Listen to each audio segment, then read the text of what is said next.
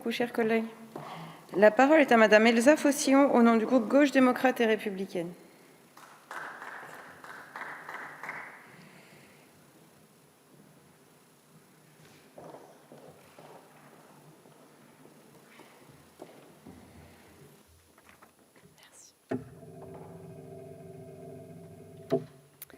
Madame la Présidente, Monsieur le Ministre, chers collègues, les annonces qui ont été faites en clôture des assises de la santé mentale révèlent un choix politique que nous jugeons particulièrement regrettable, celui de ne pas s'appuyer sur le service public. Alors c'est vrai qu'il est les services de santé psychique sont en grande souffrance, qu'ils manquent cruellement de moyens, qu'ils ont été dégradés par des choix politiques, ceux du sous-financement, mais qu'ils devraient être le levier justement pour une politique ambitieuse de santé psychique dans le pays. Les politiques en la matière ont en fait imposé une approche gestionnaire du soin. Nous le répétons, la santé ne doit pas être une marchandise. C'est pourtant exactement le sens de la réforme du financement des activités de psychiatrie. Avec cette réforme, la psychiatrie publique, déjà chroniquement sous-financée, verrait son mode de financement passer d'une dotation globale à une tarification à l'acte. Et ce mode de financement s'inspire de la tarification à l'activité qui est déjà généralisée dans le monde hospitalier, qui consiste à mesurer l'activité des établissements pour calculer les ressources allouées. Cette mesure, de la bouche même des médecins psychiatres, va sans nul doute imposer un certain type de pratiques qui privilégieront le nombre de patients. Cette politique publique de santé organise, disons-le, un marché particulièrement juteux du soin et les plateformes s'en frottent les mains. Elles ont même parfois des récompenses, des prix de l'innovation, ces plateformes. C'est une approche finalement qui s'inscrit dans une individualisation des prestations, qui laisse sur le bas-côté une réponse collective à une problématique qui est à la fois sociale, médicale, mais aussi une problématique de société. Nous voyons combien la déshumanisation de pans entiers de nos vies serait elle aussi à soigner. Face à une demande de soins accrue, les moyens humains et les capacités d'accueil sont-elles en baisse et les mesures prises, les mesures politiques, sont très loin d'être à la hauteur.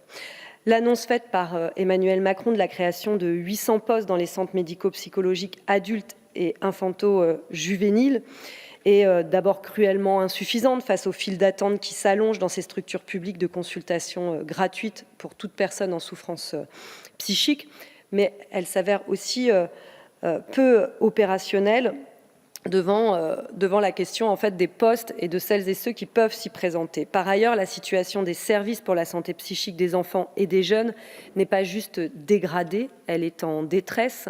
Je pense au CMP qui disent partout combien ils ont du mal à répondre aux besoins, et le fait qu'elles soient des structures de proximité font qu'elles connaissent bien justement les patients qu'elles devraient avoir à traiter, et elles savent combien il est compliqué de ne pas pouvoir répondre à ces demandes parce que ce sont des drames qui se profilent.